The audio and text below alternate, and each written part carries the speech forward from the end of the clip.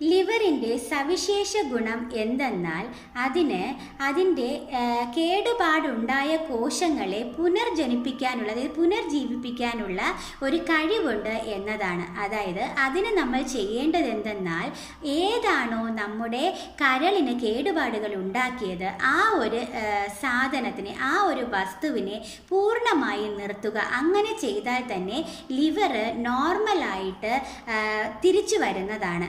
നമസ്കാരം, ഞാൻ ഡോക്ടർ ശ്രീവിദ്യ. ഇന്ന് കരൾ രോഗത്തെ എങ്ങനെ നോർമലായ ദിനചര്യയിലൂടെ അല്ലെങ്കിൽ ഭക്ഷണക്രമത്തിലൂടെ എങ്ങനെ റിവേഴ്സ് ചെയ്യിപ്പിക്കാം, അതായത് എങ്ങനെ നോർമലിലോട്ട് കൊണ്ടുവരാം എന്ന് നോക്കാം. അതായത് അതിന് ഫാറ്റി ലിവർ എന്നുള്ളൊരു കണ്ടീഷൻ എല്ലാ പേർക്കും അറിയാവുന്ന ഒരു കാര്യമാണ്. അതായത് ഇന്നൊരു 40 വയസ്സിന് ശേഷമുള്ള ഒരു 70% പേരിലും ഉള്ള ഒരു കാര്യമാണ് ഈ ഫാറ്റി ലിവർ.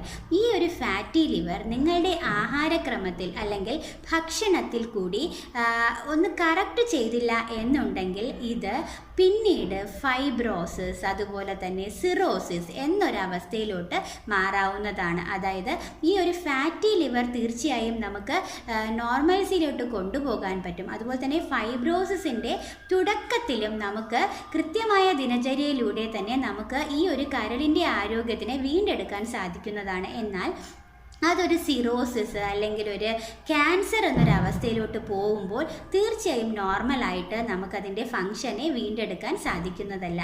അപ്പോൾ കരളിൻ്റെ കേടുപാടുകളെ എങ്ങനെ ദിനചര്യയിലൂടെ തന്നെ മാറ്റിയെടുക്കാൻ സാധിക്കും എന്ന് നോക്കാം. അതായത് ഒന്നാമതായി നിങ്ങൾ അവോയ്ഡ് ചെയ്യേണ്ട ഒരു കാര്യം ആൽക്കഹോളാണ്. അതായത് മദ്യപാനം പൂർണ്ണമായും നിർത്തുക. അതുപോലെ തന്നെ നിങ്ങൾ പുകവലിക്കുന്ന വ്യക്തിയാണെങ്കിൽ തീർച്ചയായും പുകവലി ഉപേക്ഷിക്കേണ്ടതാണ്. അതുപോലെ തന്നെ വേറൊരു പ്രധാന ഘടകം എന്നുള്ളത് പഞ്ചസാരയുടെ അമിത ഉപയോഗം എന്നുള്ളതാണ്. അത് നിങ്ങൾ മാക്സിമം കുറയ്ക്കുക. പൂർണ്ണമായും നിർത്താൻ പറ്റിയാൽ അത്രയും നല്ലത്, ഇല്ലെങ്കിൽ മാക്സിമം പഞ്ചസാരയുടെ ഉപയോഗം കുറയ്ക്കുക. അതുപോലെ തന്നെ ബേക്കറിയിലുള്ള ഫുഡ്, എന്നും ബേക്കറിയിൽ നിന്ന് ആഹാരം കഴിക്കുന്ന ഒരു വ്യക്തിയാണ് എന്നുണ്ടെങ്കിൽ തീർച്ചയായും അത് കുറയ്ക്കുക. അതുപോലെ തന്നെ ഹോട്ടൽ ഫുഡ്, ഹോട്ടലിൽ എന്താ ചെയ്യുന്നത്, അതായത് യൂസ്ഡ് ഓയിൽ, അതായത് നമ്മുടെ എണ്ണ വീണ്ടും അവർ ചൂടാക്കി ഉപയോഗിക്കുന്നു. അത് തീർച്ചയായും നിങ്ങളുടെ കരളിന് നല്ലതല്ല.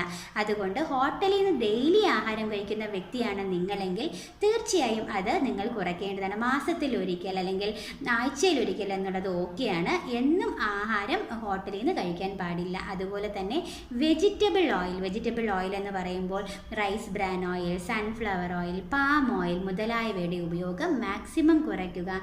അതിന് പകരം വെളിച്ചെണ്ണ ധാരാളമായി ഉൾപ്പെടുത്തുക. അതുപോലെ തന്നെ omega-3 ഫാറ്റി ആസിഡ് നമ്മുടെ ആരോഗ്യത്തിന് നല്ലതാണ്, നിങ്ങൾ കേട്ടിട്ടുണ്ടാവും. അതുപോലെ തന്നെ കരളിൻ്റെ ആരോഗ്യത്തിനും omega-3 ഫാറ്റി ആസിഡ് വളരെ നല്ലതാണ്.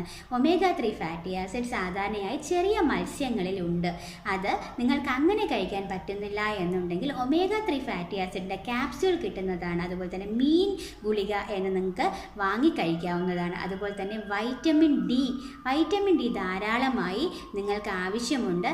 വൈറ്റമിൻ ഡി ക്യാപ്സ്യൂൾ രൂപത്തിൽ അല്ലെങ്കിൽ വൈറ്റമിൻ ഡി അടങ്ങിയിട്ടുള്ള ആഹാരങ്ങൾ കൂടുതലായി ഉൾപ്പെടുത്തുക. രാവിലെയുള്ള സൺലൈറ്റ് കൂടുതലായിട്ട് എക്സ്പോസ് ചെയ്യുക. അതും വൈറ്റമിൻ ഡി ശരീരത്തിൽ ഉൽപ്പാദിപ്പിക്കാൻ നല്ലതാണ്. അതുപോലെ തന്നെ വൈറ്റമിൻ ഇ ധാരാളമായിട്ട് അടങ്ങിയിട്ടുള്ള ഇലക്കറികൾ നിങ്ങളുടെ ഫുഡിൽ, നിങ്ങളുടെ ഭക്ഷണത്തിൽ കൂടുതലായി ഉൾപ്പെടുത്തുക. അല്ലെങ്കിൽ അത് പറ്റുന്നില്ല എന്നുണ്ടെങ്കിൽ വൈറ്റമിൻ ഇയുടെ ക്യാപ്സ്യൂൾ ലഭ്യമാണ്. അത് നിങ്ങൾക്ക് വാങ്ങി കഴിക്കാവുന്നതാണ്. അതുപോലെ തന്നെ എക്സസൈസ് മാക്സിമം ചെയ്യുക. അതായത് എയറോബിക് എക്സസൈസ്, അതായത് നമ്മൾ ചെയ്യുമ്പോൾ ശരീരം വിയർക്കുന്നതായിട്ടുള്ള എക്സസൈസ് സ്ഥിരമായി ഡെയിലി നിങ്ങൾ ചെയ്യേണ്ടതാണ്. അതുപോലെ തന്നെ ഈ വെളുത്തുള്ളി, ചെറിയ ഉള്ളി, ഓട്സ്, അതുപോലെ ഈ അലോവേര ജ്യൂസ് മുതലായവയും നിങ്ങളുടെ കരളിന് വളരെ നല്ലതാണ്. അത് നിങ്ങൾ ഡെയിലി ഉൾപ്പെടുത്താൻ ശ്രമിക്കുക. അതുപോലെ തന്നെ ഈ ലെഗ്യൂംസ്, അതായത് ബീൻസ്, പയർ മുതലായവയും നിങ്ങളുടെ ആഹാരത്തിൽ ഉൾപ്പെടുത്താൻ ശ്രമിക്കുക. അതുപോലെ തന്നെ വേറൊരു പ്രധാന കാര്യം ഉപ്പിൻ്റെ ഉപയോഗം മാക്സിമം കുറയ്ക്കുക എന്നുള്ളതാണ്. അതായത് ഉപ്പ് നിങ്ങളുടെ കരളിൻ്റെ ആരോഗ്യത്തിന്, അതായത് ആൾറെഡി നിങ്ങളുടെ കരളിന് കേടുപാടുകൾ സംഭവിച്ചിട്ടുണ്ടെങ്കിൽ തീർച്ചയായും ഉപ്പ് മാക്സിമം കുറയ്ക്കേണ്ടതാണ്.